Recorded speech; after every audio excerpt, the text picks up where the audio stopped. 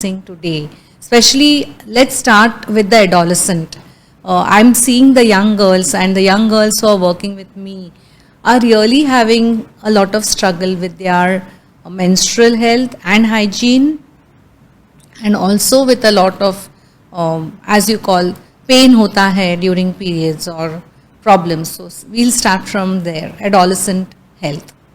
सर्वप्रथम सबको नमस्कार and it's really a great thing which you have started, क्योंकि मुझे ऐसा लगता है कि स्टिल हम कहते हैं कि महिलाएं आज बहुत आगे बढ़ गई हैं, परंतु फिर भी जहाँ तक भारत का या हमारे देश का प्रश्न है, अभी भी हमारी जो महिलाएं हैं उनकी हेल्थ के प्रति जागरूकता नहीं आई है, और जो कि बहुत ही आवश्यक है।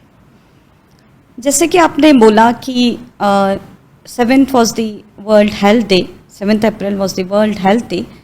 तो यदि हम हेल्थ को ही परिभाषित करें तो we all know the definition of the health is the complete physical, mental, psychological, emotional, then spiritual and social health. So all the aspects are included in the health. जहाँ तक कि युवावस्था या एडोलेसेंट गर्ल्स की बात है, तो definitely आज एडोलेसेंट जो गर्ल्स हैं वो बहुत सारी प्रॉब्लम्स को फेस कर रही हैं। द रीज़न बिहाइंड जो स्पेशली मुझे लगता है कि आप यदि पुराने समय में जाएं, प्राचीन काल में जाएं, तो जो हमारी बच्चियां थीं उनको जिस तरीके से उनकी अपब्रिंगिंग होती थी, घर का माहौल, स्कूल का माहौल, बाहर का माहौल, वो ऐसा था कि उन्हें सबसे बड़ी चीज़ तो ये थी कि दे वर वेरी सेफ। साथ ही साथ पुराने ज़माने में अपार्ट फ्रॉम दी एजुकेशन बाकी की चीज़ों का बहुत महत्व था, स्पेशली जो आउटडोर गेम्स थे, जो आज हम देखते हैं कि starting from very early ages like 6th-7th class से ही बच्चों को कोचिंग में जाना पड़ता है, क्योंकि उनको इतना ज़्यादा वो लोग अभी से ओरिएंटेड हो जाते हैं बचपन से ही रिगार्डिंग देयर करियर, और वो सब उनकी हेल्थ पे बहुत ज़्यादा असर करता है।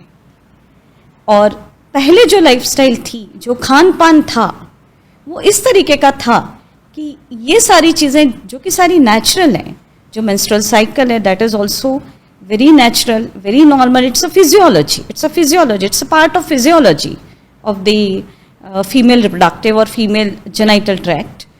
But ये सारी जो physiology है वो disturb हो चुकी है because of the lifestyle changes, और जो challenges हमारी young girls face कर रही हैं, especially regarding their physical, their mental, their emotional health, वो सब कुछ impact करता है उनके menstrual health पे और उनके आगे के जीवन के भी रिप्रोडक्टिव हेल्थ पे। And that is why the adolescent age is the right age to know regarding this all these things, जिससे वो पहले से इस चीज़ के लिए अवेयर हो जाएं, या उनको इस चीज़ का नॉलेज हो कि उनको किस तरीके से अपनी हेल्थ का ध्यान रखना है, not only the physical health, बाकी ओवरऑल हेल्थ का, जिससे उनको आगे आने वाले जीवन में बहुत ज़्यादा जो प्रॉब्लम्स आ रही हैं, दिन प्रतिदिन बढ़ रही हैं, उनको फेस ना करना पड़े।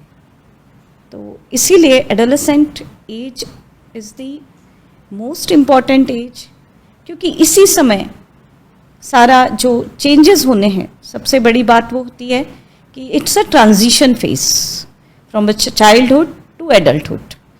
तो ये जो ट्रांजिशन फेस है, यदि इसमें उनको प्रॉपर न्यूट्रिशन, प्रॉपर उनका फिज़िकल एक्टिविटी, प्रॉपर उनका मेंटल हेल्थ, प्रॉपर उनका इमोशनल, साइकोलॉजिकल हेल्थ, सब कुछ यदि ध्यान में रखा जाए तो ही उनको आगे की लाइफ में भी कम चैलेंजेस हो।